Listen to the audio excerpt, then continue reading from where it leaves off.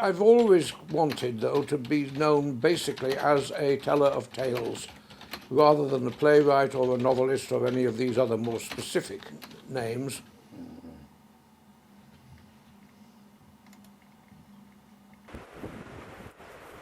I call the book Gallows and Other Tales of Suspicion and Obsession, because actually there are two stories that specifically deal with executions.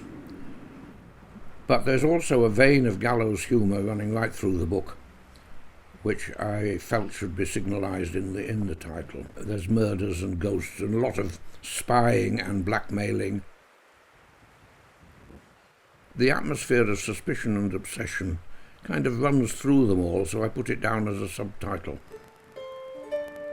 It's a modern ghost story, but it begins in the 18th century with a doctor who's hanged for murdering children. He's a sort of early version of Dr. Mengele. He brings children into his laboratory and cuts them up. And there he is looking for them on the edge of Galway Harbour.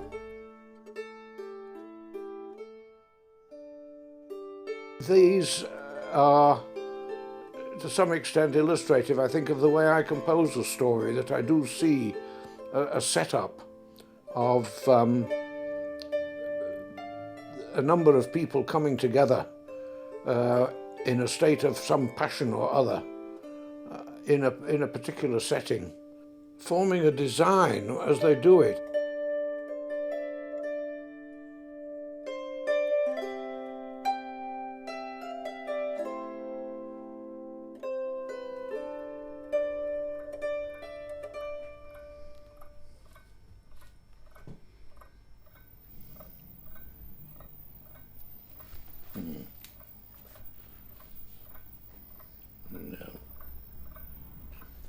I like to do pictures about my stories, even if they're not very good pictures.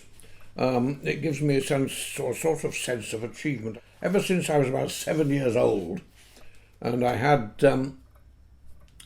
copies of I was given a copy of the Dr. Dolittle books, where it says, by Hugh Lofting, illustrated by the author.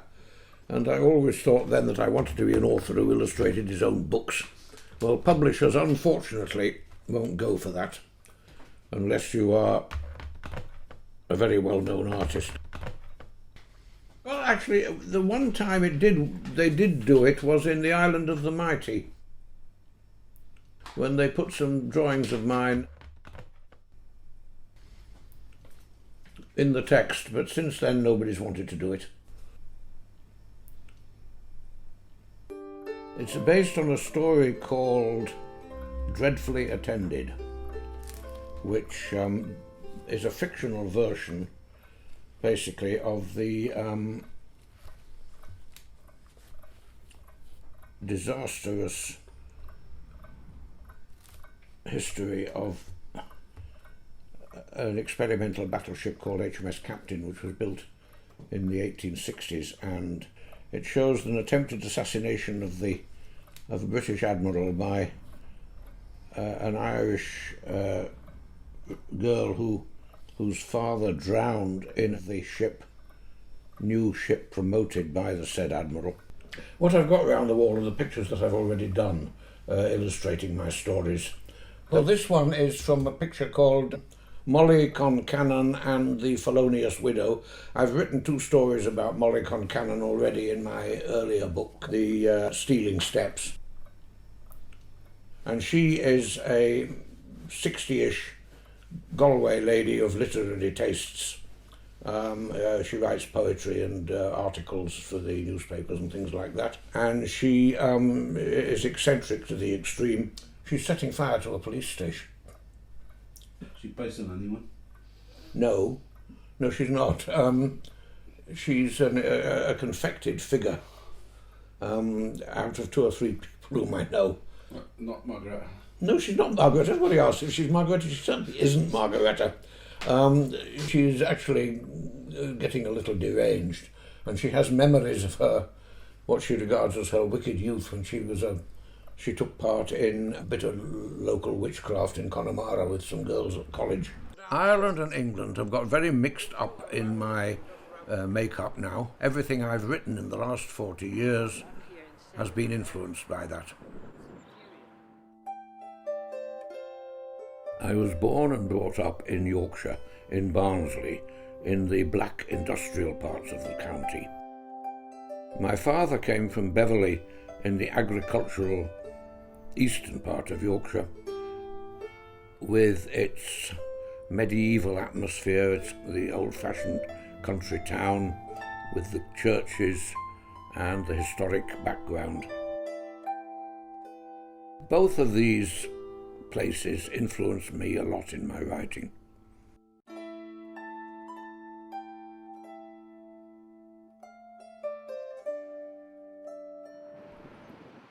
Live Like Pigs is the first play I wrote to be given a full professional production more than 50 years ago now. I began as a playwright before I started writing either novels or short stories. In the real theatre it's a moving design. In the toy theatre it just is there. You shove the characters in on bits of wire and they're static.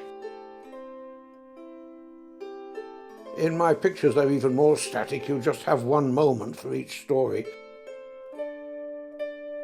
The stories aren't stylized in the way that my pictures are stylized. It's a different take on them, and it's a sort of a theatrical take. And I suppose if I'm influenced by any previous illustrator, it will be the early illustrations to Dickens, particularly Cruikshank's, in which exactly the same thing happened. If you look at his engravings, etchings rather, for Oliver Twist, you will see all the characters in traditional theatrical conjunctions. Now, one thing that those examples never do is put in a bit of sexuality. But you go back another 50 years and you get somebody like Rowlandson,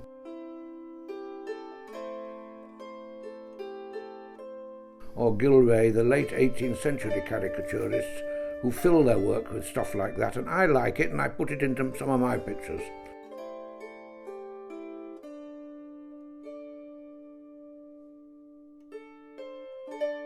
It's always comic in the pictures, it's not comic in the story.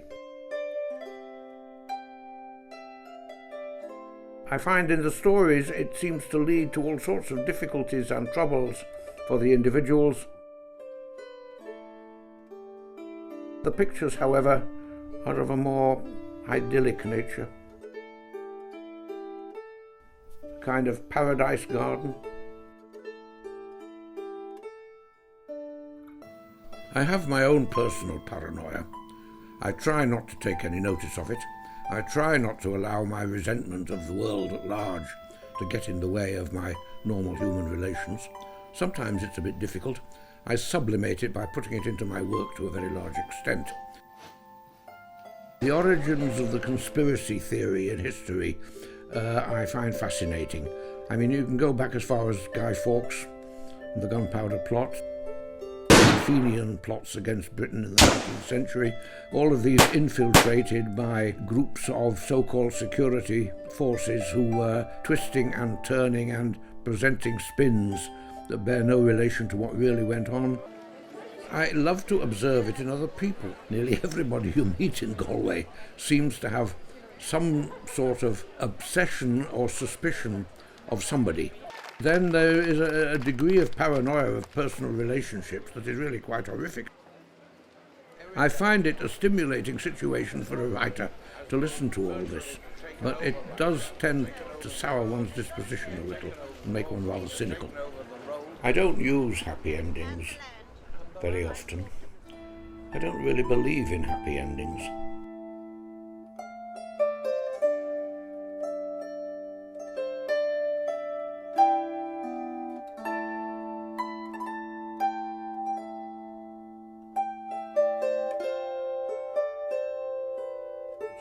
As soon as you come out of a dangerous or unpleasant situation and begin to relax and begin to congratulate yourself on being safe and sound, suddenly a little creature comes out of its hiding place and bites you on the heel.